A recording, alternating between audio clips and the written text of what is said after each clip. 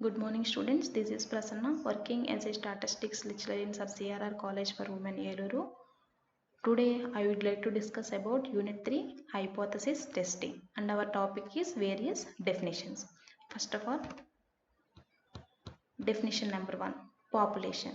In a statistical investigation, the study of variation with respect to one or more characteristics related to individuals belonging to a group. This group of individuals under study is called as population or universe అంటున్నారు. First of all చూడండి అమ్మా, population అంటున్నారు.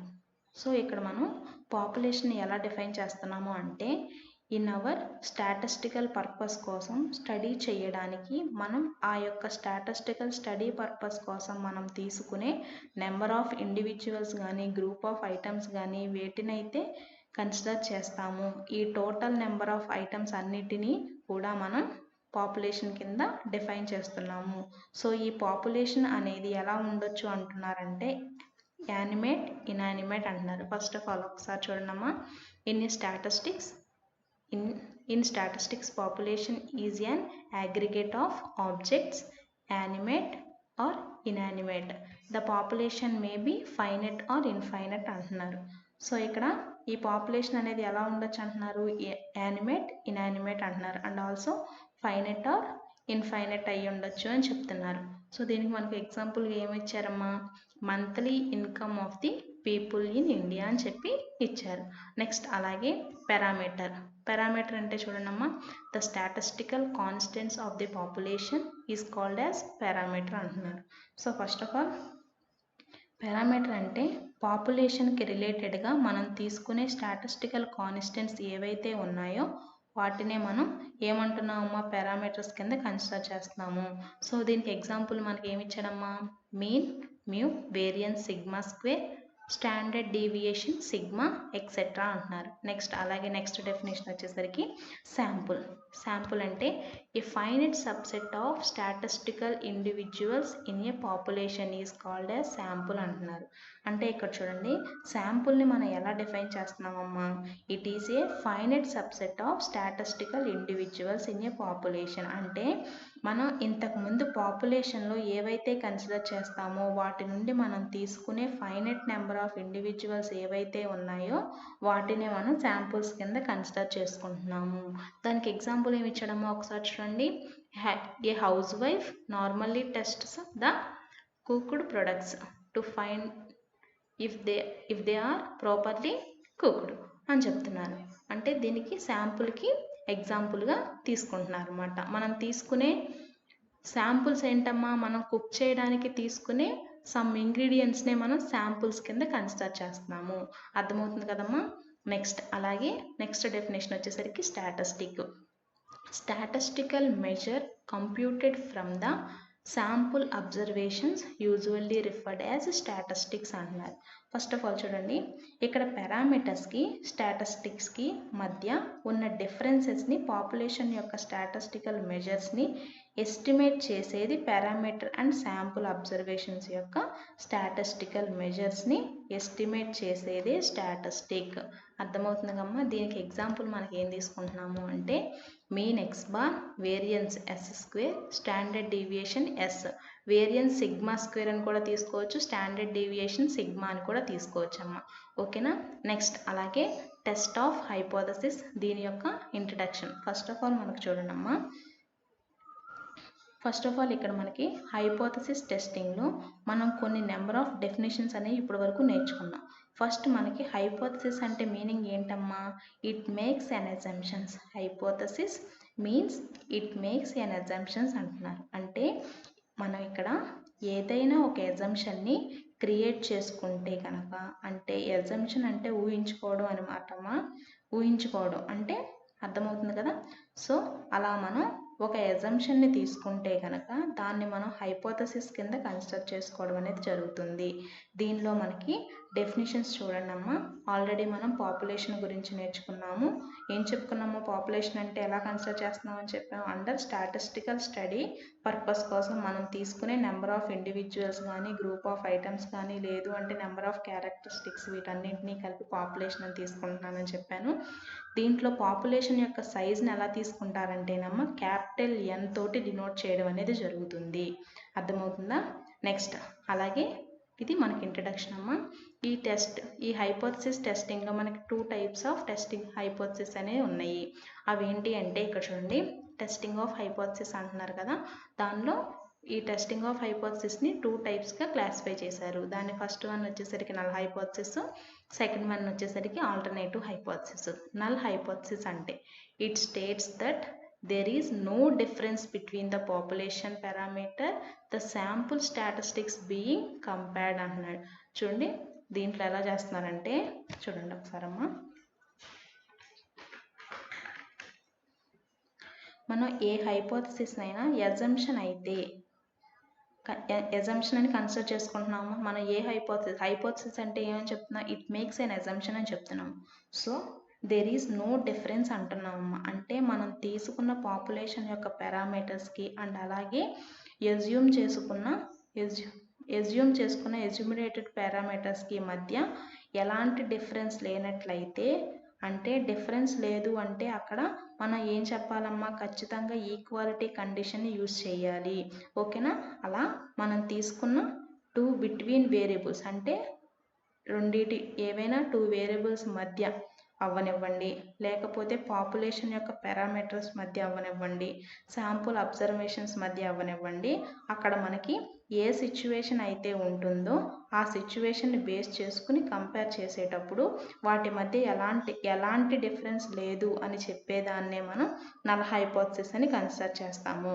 ఈ null హైపోథసిస్ని H0 తోటి denote చేస్తారు. ఎలా denote చేస్తారమ్మా? H0 తోటి డినోట్ చేస్తారు. నెక్స్ట్ అలాగే ఆల్టర్నేటివ్ హైపోథసిస్ అమ్మా. It states that there is a difference between the population parameter and the sample statistic అంటున్నారు. అంటే ఇక్కడ చూడండి, ఆల్టర్నేటివ్ హైపోథసిస్ అంటే ఈ యొక్క నల్ హైపోథసిస్ ఏదైతే కన్సిడర్ చేసామో దానికి ఎగినెస్ట్ కండిషన్ ఆల్టర్నేటివ్ హైపోథసిస్ అని చెప్తున్నాము. దానికి అంటే నల్ హైపోథసిస్ యొక్క ఎగినెస్ట్ కండిషనే మనకి ఆల్టర్నేటివ్ హైపోథసిస్ అంటున్నాము. అర్థమవుతుందా? నెక్స్ట్ అలాగే ఆల్టర్నేటివ్ హైపోథసిస్ దేనిని H1 తోటి డినోట్ చేస్తారు. H1 ఇలా డినోట్ చేస్తారు. ఇక్కడ నల్ హైపోథసిస్కి దెర్ ఈజ్ నో డిఫరెన్స్ అని చెప్తున్నాము. ఆల్టర్నేటివ్ హైపోథసిస్కి వచ్చేసరికి ఏం చెప్తున్నారు, దానికి ఎగెనెస్ట్ అంటున్నాం. అంటే దెర్ ఈజ్ ఎ డిఫరెన్స్ అని చూపిస్తే దాన్నే మనం ఆల్టర్నేటివ్ హైపోథసిస్ అని చెప్తున్నాము. దీనికి ఫర్ ఎగ్జాంపుల్ చూడండి, ఇక్కడ if we want to test that the average number of students in a degree class is 30, then the hypothesis can be expressed as follows అంటున్నారు. సో నల్ హైపోథసిస్ అంటున్నారు. Null hypothesis అంటే ఏం చెప్పాలమ్మా, there is no difference between అని చెప్పాలి. అవునా? There is no difference between the population parameter అంటున్నారు. So నేను దీన్ని ఎలా చెప్తున్నాను, H0 మ్యాక్స్ అంటే ఈక్వాలిటీ కండిషన్ అని ఆల్రెడీ చెప్పాను కదా, H0 max mu equal to 30.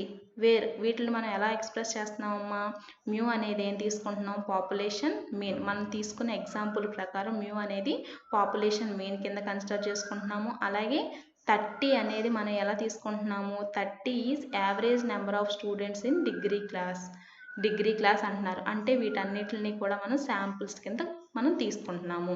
Next అలాగే ఈ ఎగ్జాంపుల్ ప్రకారం ఆల్టర్నేటివ్ హైపోథసిస్ని కూడా నోట్ చేసుకుందాం.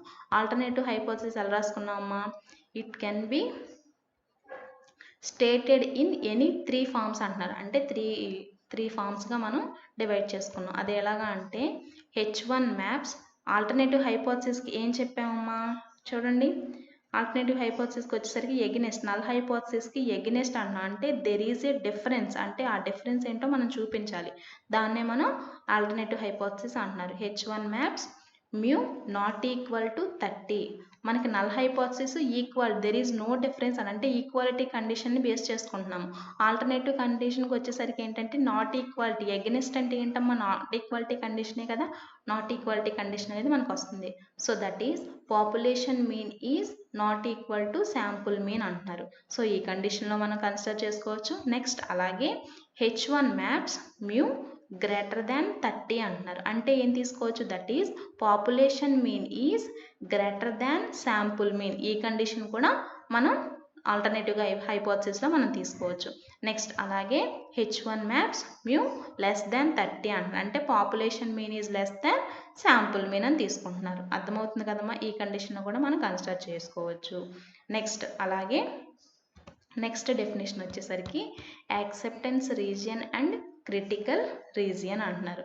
First of all a region in the sample space S which amounts to a acceptance of null hypothesis H0 is called as acceptance region అంటున్నారు. So it is denoted by W bar. So next చూడండి అమ్మ, acceptance region అంటే ఏంటో చూడండి. మనం region of rejection అని represent చేయడం జరుగుతుంది అనమాట. యాక్సెప్టెన్స్ రీజియన్ అండ్ క్రిటికల్ రీజియన్ని మనం రీజియన్ ఆఫ్ రిజెక్షన్ అని కూడా మనం రిప్రజెంట్ చేయడం జరుగుతుంది. సో ఇదంతా కూడా మనం కన్సిడర్ చేసిన పాపులేషన్ అనుకుంటే కనుక ఈ యొక్క పాపులేషన్ని బేస్ చేసుకుని అక్కడ మనం ఫైనల్గా acceptance or rejection of hypothesis అనేది టెస్ట్ చేయడం జరుగుతుంది. అంటే మనం ఈ 2 అజంప్షన్స్ని కన్సిడర్ చేస్తున్నాం కదా, అంటే నల్ హైపోథసిస్ ఆల్టర్నేటివ్ హైపోథసిస్ అనేది మనం ఫైనల్గా టెస్ట్ చేసిన తర్వాత ఒక హైపోథసిస్ని మాత్రమే మనం యాక్సెప్ట్ చేయడం జరుగుతుంది. అలా మనం యాక్సెప్ట్ ద H0 అంటే నల్ హైపోథసిస్ని యాక్సెప్ట్ చేసే రీజియన్ మనం కన్సిడర్ చేసిన శాంపుల్ స్పేస్ ఆఫ్ రీజియన్లో ఇక్కడ నల్ హైపోథసిస్ని యాక్సెప్ట్ చేసే ఆ యొక్క స్పెసిఫైడ్ స్పేస్ ఏదైతే ఉందో దాన్ని అంతటినీ కూడా యాక్సెప్టెన్స్ రీజియన్ కింద కన్సిడర్ చేస్తున్నాము. అండ్ అలాగే rejection region or critical region అంటున్నాము. అంటే ఇక్కడ చూడండి అమ్మా, a region in the sample space S which amounts to rejection of null hypothesis H0 is called as rejection region. This region is also known as a critical region అంటున్నారు. So ఇక్కడ ఏంటో చూడండి అమ్మా, అంటే మనం ఇక్కడ H0ని రిజెక్ట్ చేసే specified region ఏదైతే ఉందో దాన్ని మనం క్రిటికల్ రీజియన్ అంటున్నాము. దీని అంతటిని యాక్సెప్టెన్స్ అండ్ క్రిటికల్ రీజియన్ అంటున్నారు.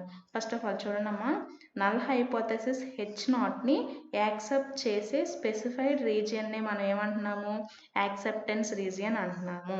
అలాగే నల్ హైపోథెసిస్ H0ని రిజెక్ట్ చేసే స్పెసిఫైడ్ రీజియన్ ఏదైతే ఉందో దాన్ని మనం రిజెక్షన్ రీజియన్ అని కన్సిడర్ చేస్తున్నాము. దీన్ని మనం ఇలా డయాగ్రమెటిక్గా రిప్రజెంట్ చేసుకున్నాము. Acceptance region, rejection acceptance region W bar, critical region variation చూపించడం కోసం ఇక్కడ డాట్స్ అనేవి నేను డ్రా చేసుకున్నాను. ఓకేనమ్మా? నెక్స్ట్ అలాగే నెక్స్ట్ డెఫినేషన్ వచ్చేసరికి type 1 and type 2 errors. First of all చూడండి అమ్మా, ఇప్పుడు మనం ఎర్రర్స్ గురించి చెప్పుకుంటున్నాము. ఫస్ట్ అసలు ఎర్రర్ అంటే ఏంటమ్మా? మిస్టేక్స్ అనే కదా అర్థం. ఇక్కడ ఎర్రర్స్ని మనం 2 టైప్స్లో కన్సిడర్ చేస్తున్నాము. అవి ఏంటంటే టైప్ 1 అండ్ టైప్ 2 ఎర్రర్స్. ఓకేనమ్మా? దీంట్లో టైప్ 1 ఎర్రర్ వచ్చేసరికి చూడండి, ఇక్కడ ఏమి ఇచ్చారు?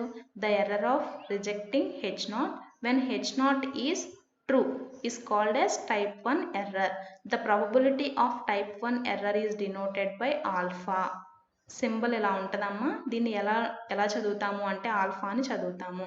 దస్ అని చెప్పి alpha equal to P of type 1 error, అలాగే P of rejecting H0 when H0 is true అంటున్నారు. ఫస్ట్ ఆఫ్ ఆల్ ఇది చూడండి అమ్మా, ఎలా అంటే రిజెక్టింగ్ ద ట్రూ హైపోథసిస్, యాక్చువల్గా మనం తీసుకున్న అజంప్షన్ ట్రూ అయితే గనక దాన్ని మనం యాక్సెప్ట్ చేయాలి. కానీ మనం ఇక్కడ ఏం చేస్తాము అంటే రిజెక్ట్ చేయడం జరుగుతుంది. కొన్ని సిచ్యువేషన్లో మనం తీసుకున్న హైపోథసిస్ కరెక్ట్ హైపోథసిస్ అంటే ట్రూ హైపోథసిస్ అయినప్పటికీ కూడా దాన్ని మనం రిజెక్ట్ చేయడానికి ఛాన్స్ ఉంటే గనక దాన్నే మనం టైప్ 1 ఎర్రర్ అని అంటున్నాము. టైప్ 1 ఎర్రర్ని ఆల్ఫా తోటి డినోట్ చేస్తున్నాము. అర్థమవుతుంది కదమ్మా? నెక్స్ట్ అలాగే టైప్ 2 ఎర్రర్కి వచ్చేసరికి the error of accepting H0 when it is false, then it is called as type 2 error. The probability of type 2 error is denoted by beta. So first of all చూడండి, type 2 error అంటే అమ్మ మనం తీసుకున్న assumption falls hypothesis అంటే falls hypothesis అంటే ఏంటమ్మా?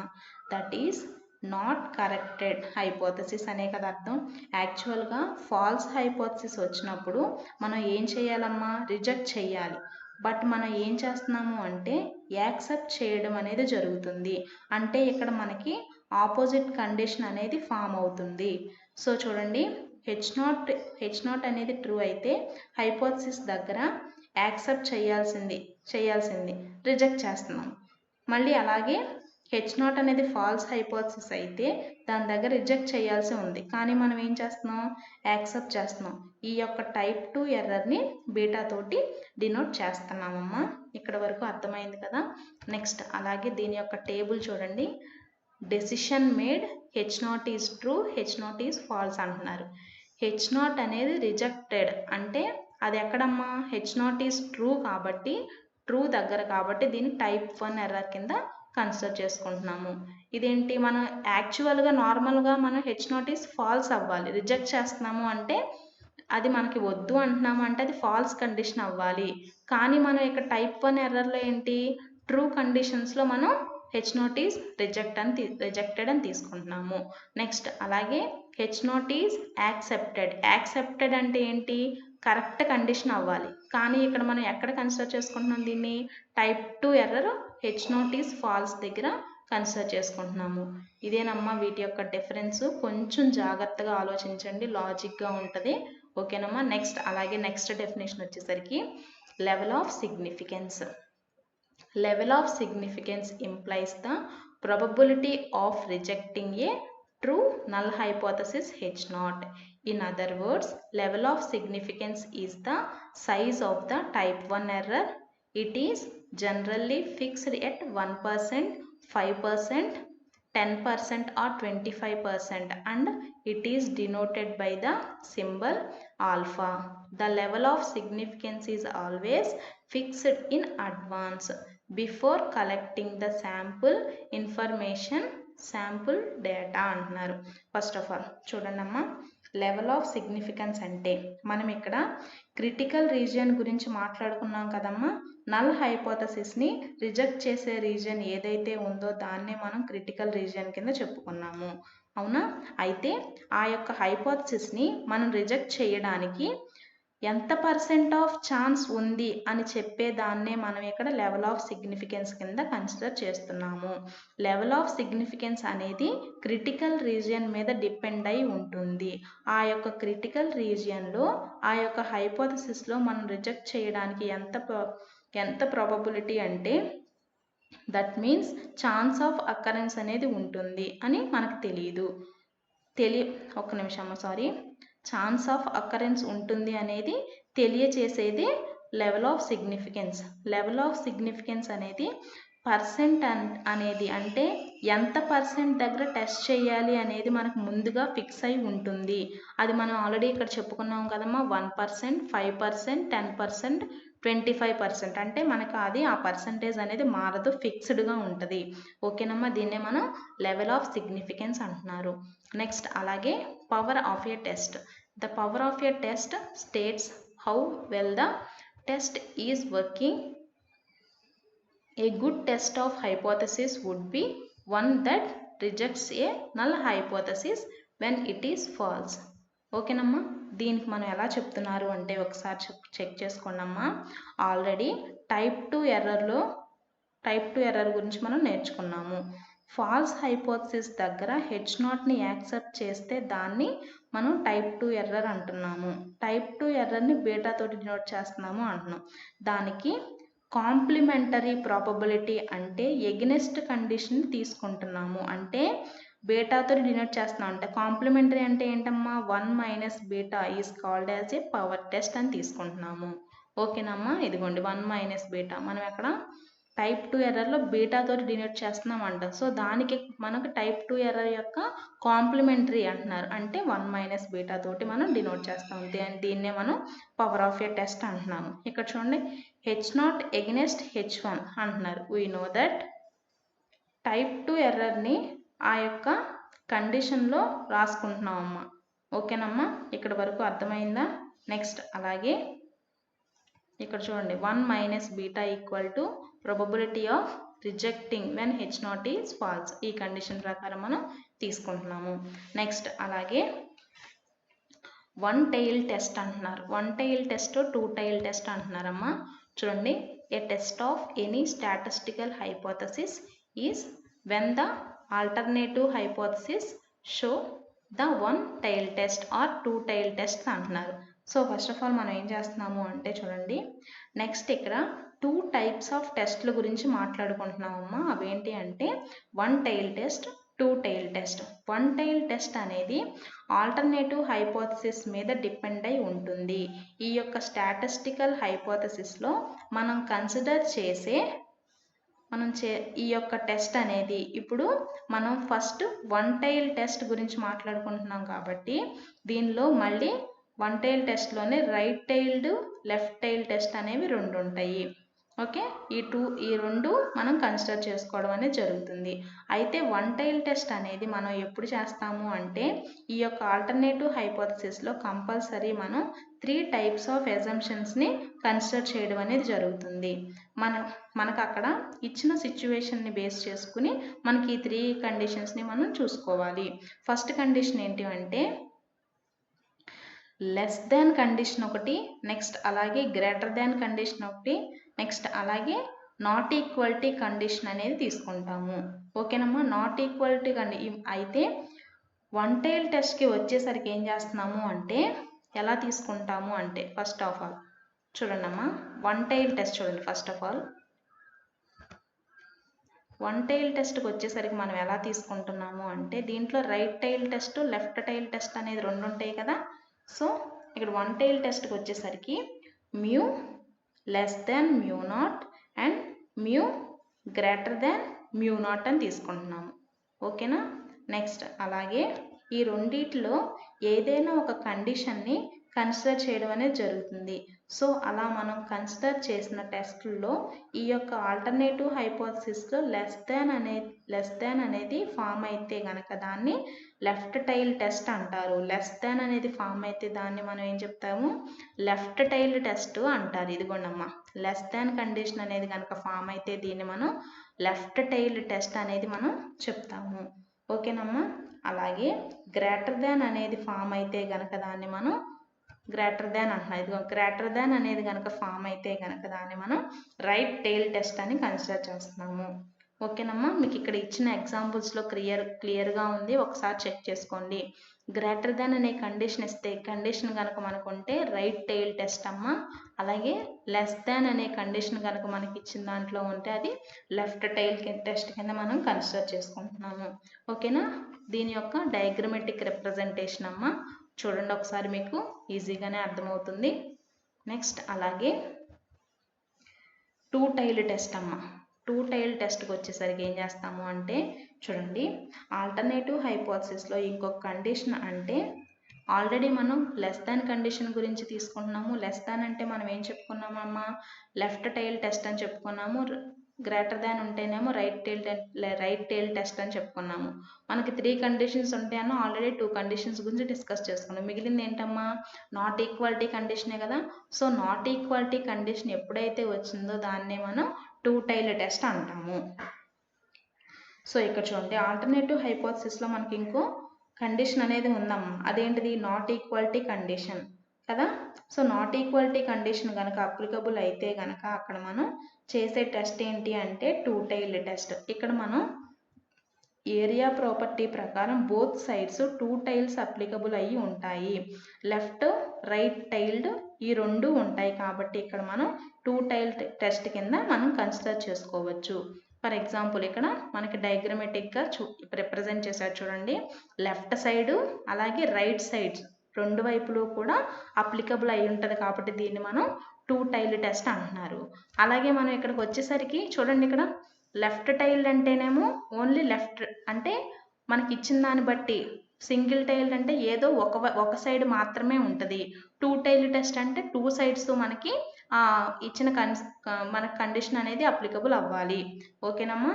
Next అలాగే మనకు వచ్చేసరికి టెస్ట్ స్టాటిస్టిక్ వచ్చేసరికి దీనికి ఏం చేస్తాము అంటే ప్రీవియస్ డెఫినేషన్స్లో చెప్పుకున్నాం. మనకి ఇక్కడ వేరియస్ నెంబర్ ఆఫ్ స్టాటిస్టికల్ టెస్ట్లు అప్లై చేస్తామని అక్కడ మనం టెస్ట్లు అప్లై చేసే చోట ఒక ఫార్ములా కన్సిడరేషన్ అనేది మనం తీసుకోవాలి.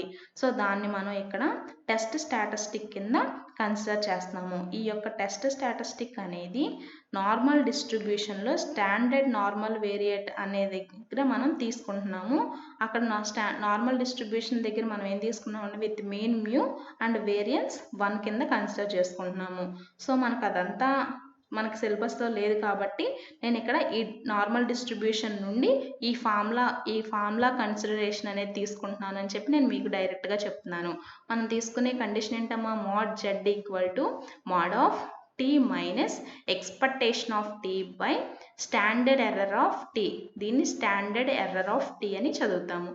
ఫాలోస్ n ఆఫ్ 0, 1 అంటే నేను ఆల్రెడీ చెప్పాను కదా నార్మల్ డిస్ట్రిబ్యూషన్లో విత్ మీన్ 0 అండ్ వేరియన్స్ 1 అని. So mean mu variance sigma square కింద తీసుకుంటున్నాము. ఓకేనా. నెక్స్ట్ అలాగే ఈ యొక్క ఫార్ములాని బేస్ చేసుకున్నాము మనకి టెస్ట్ స్టాటిస్టిక్ని కన్సిడర్ చేస్తున్నాము. ఈ యొక్క టెస్ట్ స్టాటిస్టిక్ని బేస్ చేసుకుని నెంబర్ ఆఫ్ స్టాటిస్టికల్ టెస్ట్ని అప్లై చేయడం అనేది జరుగుతుంది. ఇక్కడ స్టాటిస్టిక్ టెస్ట్ చేయాలి అంటే కొన్ని స్టెప్స్ అనేవి బేస్ చేసుకుని, అంటే మనం ఇక్కడ టెస్ట్ స్టాటిస్టిక్ని టెస్ట్ చేయాలంటే కొన్ని స్టెప్స్ అనేది మనం ఫాలో అవ్వాలి. ఆ టెస్ట్ ప్రొసీజర్ అనేది ఏంటి అంటే చూడండి, ఇక్కడ నెక్స్ట్ ఇచ్చాడు procedure for testing of hypothesis. అంటే వేరియస్ స్టెప్స్, మనం ఏదైనా ప్రాబ్లమ్ని సాల్వ్ చేయాలి అంటే వేరియస్ స్టెప్స్ అనేది మనకి ఇంక్లూడ్ అయి ఉంటాయి. అది స్టెప్ బై స్టెప్ ఆ ప్రాబ్లం ఎలా సాల్వ్ చేయాలి అనేది మనకి ఇక్కడ ఉంది. ఒకసారి చూడండి. First step 1 null hypothesis. ఏమి ఇచ్చాడమ్మా, set up the null hypothesis H0 అంటున్నాడు. నెక్స్ట్ అలాగే step 2 alternative hypothesis. Set up the alternative hypothesis H1. This will enable us to decide whether we have to use a one-tailed test or two-tailed test అంటున్నారు. ఇక్కడ చూడండి previous డెఫినిషన్లో alternative హైపోథసిస్ని base చేసుకుని అక్కడ ఏ type of test apply చేయాలి అనేది ఈ యొక్క alternative హైపోథసిస్ని depend అయి ఉంటుంది. ఇక్కడ 1-tailed ఆర్ 2-tailed అనేది it is depend on alternative hypothesis H1. Next అలాగే ఒక్కసారి చెక్ చేసుకోండమ్మా. Step 3 level of significance. Level of significance అంటే మనం ఆల్రెడీ ప్రీవియస్గా మనం డిస్కస్ చేసుకున్నాము. దీంట్లో మనకి తీసుకునే పర్సంటేజ్ అనేది ఫిక్స్డ్గా ఉంటుందని కూడా చెప్పుకున్నాం. ఫస్ట్ ఆఫ్ ఆల్ చూడండి, నెక్స్ట్ మనం చూస్ చేసుకోవాల్సిన కండిషన్ ఏంటంటే లెవెల్ ఆఫ్ సిగ్నిఫికెన్స్ ఆల్ఫాతో మనం కన్సిడర్ చేస్తాము. లెవెల్ ఆఫ్ సిగ్నిఫికెన్స్ అనేది మనం తీసుకున్న నెంబర్ ఆఫ్ శాంపుల్ అబ్జర్వేషన్స్ మీద బేస్ చేసుకుని డిపెండ్ అయి ఉంటుంది. అది ముందుగానే ఫిక్స్ అయి ఉంటుందని ఆల్రెడీ మనం చెప్పుకున్నాము. సో లెవెల్ ఆఫ్ సిగ్నిఫికెన్స్ అనేది మనం టెస్ట్ చేసే 1%, 5% ఆర్ 10% ఆర్ 25% అంటే మనం రిజెక్ట్ చేయడానికి ఎంత ఛాన్స్ ఉంటుంది అనేది లెవెల్ ఆఫ్ సిగ్నిఫికెన్స్ కింద మనం చెప్పుకుంటున్నాము. నెక్స్ట్ అలాగే నెక్స్ట్కి వచ్చేసరికి స్టెప్ 4 టెస్ట్ స్టాటిస్టిక్. ఇప్పుడు ఇక్కడ ఏంటంటే నెక్స్ట్ మనకి ఒక ఫార్ములా మనం ప్రాబ్లం చేయడానికి ఒక ఫార్ములా కన్సిడరేషన్ అనేది మనకు కావాలి కాబట్టి ఆ యొక్క ఫార్ములాని ఇక్కడ ఏం తీసుకున్నాం, Z equal to t minus expectation of t by standard error of t under H0 అని తీసుకుంటున్నాము. ఈ యొక్క ఫార్ములాని బేస్ చేసుకుని క్యాలిక్యులేటెడ్ వాల్యూని ఎస్టిమేట్ చేయడం జరుగుతుంది. ఫైనల్గా ఇలా వచ్చే క్యాలిక్యులేటెడ్ వాల్యూని ఆల్రెడీ మనం టేబులేటెడ్ వాల్యూ అనేది ఉంటాయి, మనకు ఆల్రెడీ క్వశ్చన్లో ఇచ్చి ఉంటారు.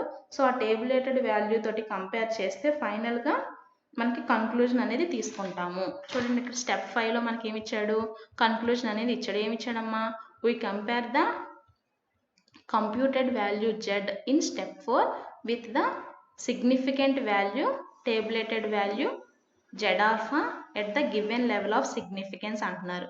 నెక్స్ట్ అలాగే మనకి టెస్ట్ స్టాటిస్టిక్ అనేది ఫైండ్ చేసినాక సమ్ వాల్యూ అనేది వస్తుంది. సో ఆ వాల్యూని మనకి ఇచ్చిన గివెన్ ప్రాబ్లంలో ఇచ్చిన టేబులేటెడ్ వాల్యూని ఈ రెండింటిని కూడా కంపేర్ చేసుకుంటే, అంటే ఇక్కడ చూడండి, if the calculated Z is less than tabulated value Z అంటున్నాడు. అంటే ఎలా తీసుకోండి, మోడ్ జెడ్ దీన్ని మనం క్యాలిక్యులేటెడ్ వాల్యూ కింద తీసుకుంటున్నాము. లెస్ దెన్ ఇక్కడ మనకి జెడ్ ఆల్ఫా అనేది మనకి ఎలా తీసుకుంటున్నాము అంటే టేబులేటెడ్ వాల్యూ కింద తీసుకుంటున్నాము. ఈ కండిషన్ కనుక మనకి వస్తే మనం చేసిన ప్రాబ్లంలో we accept the null hypothesis H0, otherwise we reject the null hypothesis H0. ఒకవేళ లెస్ దాన్ కండిషన్ వస్తే కనుక యాక్సెప్ట్ చేస్తాము. ఒకవేళ అలా కాకుండా గ్రేటర్ దాన్ కండిషన్ కనుక వస్తే దాన్ని మనం నల్ హైపోథెసిస్ని రిజెక్ట్ చేస్తాము.